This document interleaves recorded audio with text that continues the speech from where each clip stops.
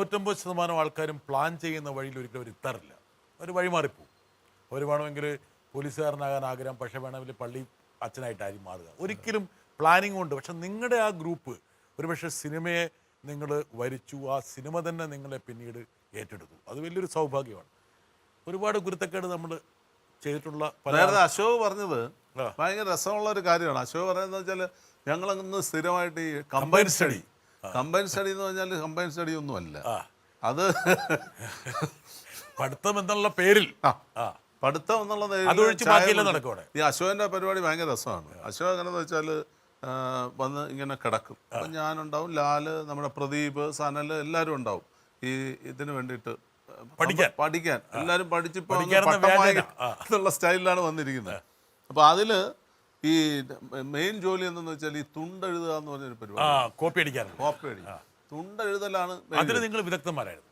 ഞാൻ ഒറ്റ കാര്യം അതിൻ്റെ അകത്ത് ഞാൻ എൻ്റെ ഇതായിട്ട് ഞാൻ ഇത് പറയുന്നില്ല. എൻ്റെ അച്ഛൻ അധ്യാപകനായിരുന്നു, പ്രൊഫസറായിരുന്നു. അപ്പോൾ അച്ഛൻ എൻ്റെ അടുത്ത് ഒറ്റ കാര്യമേ പറഞ്ഞിട്ടുള്ളൂ, കോപ്പി അടിക്കരുത്, അത് മാത്രമല്ല കൊണ്ടുവച്ച് എഴുതരുത്, നീ പരീക്ഷ തോറ്റോട്ടെ. പക്ഷെ അച്ഛൻ പറഞ്ഞ പല കാര്യങ്ങളും പിന്നെ ചെയ്തിട്ടില്ലല്ലോ.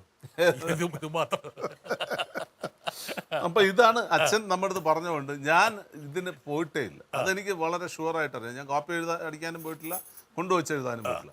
ഈ എൻ്റെ സുഹൃത്തുക്കളെല്ലാം ഇത് കമ്പൈൻ സ്റ്റഡി എന്ന് പറഞ്ഞാൽ തുണ്ടെഴുത്താണ്. മോഹൻലാൽ എങ്ങനെയായിരുന്നു കോപ്പി അടിക്കാൻ? അത്യാവശ്യം കോപ്പി അടിക്കുകയൊക്കെ ചെയ്യാറുണ്ട്. തുണ്ട് വെച്ചോണ്ടിരുന്നു. അതൊക്കെ ഉണ്ട്. അവർ ഈ ബുക്ക് കീറി ഉള്ള ഇതായിരുന്നു. ഇപ്പൊ ചിലപ്പോൾ അവൻ സമ്മതിക്കില്ലായിരിക്കും. മനസ്സിലായില്ലേ? എന്ന് വെച്ചാൽ അന്ന് എനിക്കിത് വളരെ വ്യക്തമായിട്ട് അറിയാവുന്ന കാര്യങ്ങളാണ്. ഉടായ്പിന്റെ മറ്റു രാജാക്കന്മാരെ കൊണ്ടുവരേണ്ട സമയമായിരിക്കുന്നു. ഞാൻ അതിൽ വേറൊരു രാജാവിനെ കൊണ്ടുവരാം. ആരാധന വേണം ഊഹിച്ചോളൂ. സുരേഷിനെ കുറിച്ച് എനിക്ക് ഓർമ്മ വരുന്ന വളരെ പണ്ട് പ്രിയദർശൻ ഒരു റെക്കമെൻഡേഷനുമായിട്ട് സുരേഷിൻ്റെ അടുത്ത് തന്നു. സുരേഷ് ഇങ്ങനെ നമുക്ക് പാടുന്ന നല്ലൊരു പയ്യനുണ്ട്, അവനെ സുരേഷിൻ്റെ പടത്തിൽ പാടിക്കണം. അന്ന് പ്രിയൻ ഡയറക്ടറായിട്ടില്ല.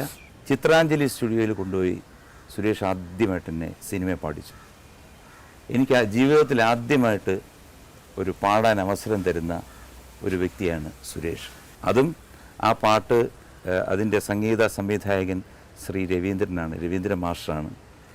വെള്ളിക്കൊലുസോടെ കളിയാടും അഴകെ നിൻഗാനങ്ങളിൽ ഞാനാണാദിതാളം, രാഗലോലി എന്നാരാധികേ നീ ദിവ്യരോമാഞ്ചരഞ്ജിനി,